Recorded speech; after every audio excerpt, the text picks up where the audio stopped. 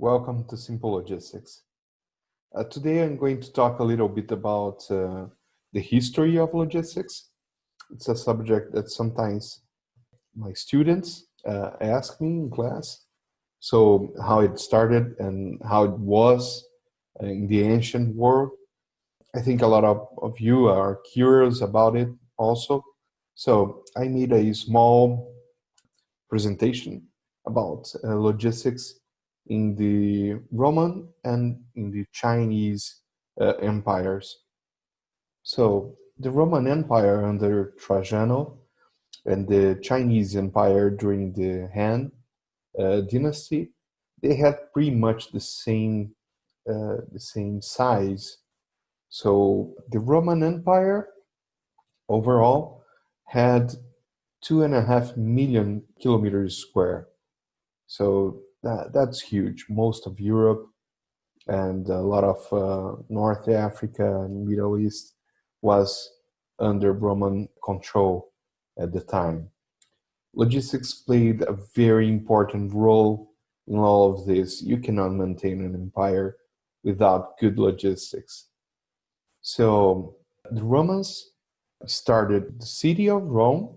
So their civilization started there about 800 BC, and they had many neighbors like the Etruscans and the Umbrians, and they started fighting against these neighbors and expanding their empire. One of the ways that they could expand and they could fight better than their opponents was by creating good logistics for their troops. So one of the ways that they did this was to create a small fortifications slash warehouses to supply their troops, while other peoples at the time didn't do that. They expect their troops to live off the land. So the Romans were very good about organizing this sort of thing. Their administration of logistics was really, really good. This is an example of a Roman warehouse, Roman fortified warehouse. So in all their military campaigns, they created these temporary structures to supply their troops. As their troops advanced, they created new outposts to keep these troops supplied. They also made extensive use of maritime transport. So for this, it was very important. They had control over the Mediterranean, especially after they defeated Carthage. They used the Mediterranean as a sort of an avenue, a highway to connect every part of the empire. They also had road transportation. They kept really good, really well-maintained roads. This was for two reasons. For one, it allowed the fast movement of troops from one part to the other of the empire, and also allowed for very good trade. So goods moved easier, faster, less expensive throughout the empire. So this created a lot of economic growth for the Romans and for the peoples that they ruled over.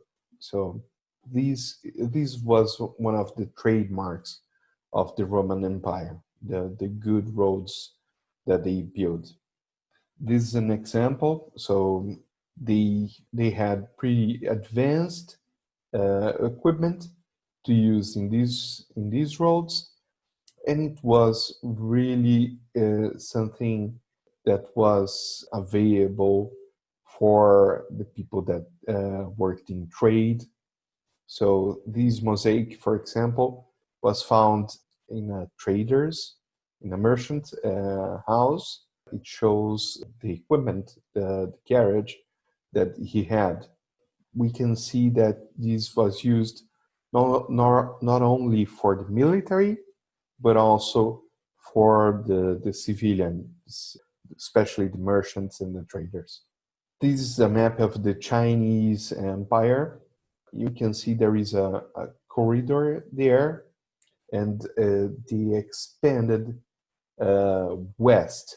This westward expansion was along the Silk route. So the Silk Route was very important for the Chinese economy. These created a lot of wealth for the Chinese and for their neighbors. They had to protect these routes, and they had to allow for the merchants to use these route safely. They also, as the Romans did, they kept military outposts, small warehouses, fortified warehouses along the route to keep their troops supplied, and also to keep the route safe with the surveillance of these troops. So they had from distance to distance these kind of outposts, some smaller, some bigger, but it was very important to maintain the security of this passage. Also, you can see here, this is the Terracotta Army. You think there is only soldiers there, but if you look closely, you'll see that there is a lot of horses and mules and cargo animals there, even the Terracotta Army. So you can see that was an important part of the Chinese armies, because they needed to carry a lot of stuff for their military campaigns. The road transportation for the Chinese was even more important than it was for the Romans. China was more of a land power, while Rome was more of a sea power after their victory over Carthage. For the Chinese, most of the trade was done using road transportation, and also the rivers for the transport of goods from one city to the other. But they did have some sea transport. It was not as used as it was for the Romans. It was not as important, but they did have. So this is a model of a Chinese junk side by side with a model of Columbus caravel. So you can see the size difference.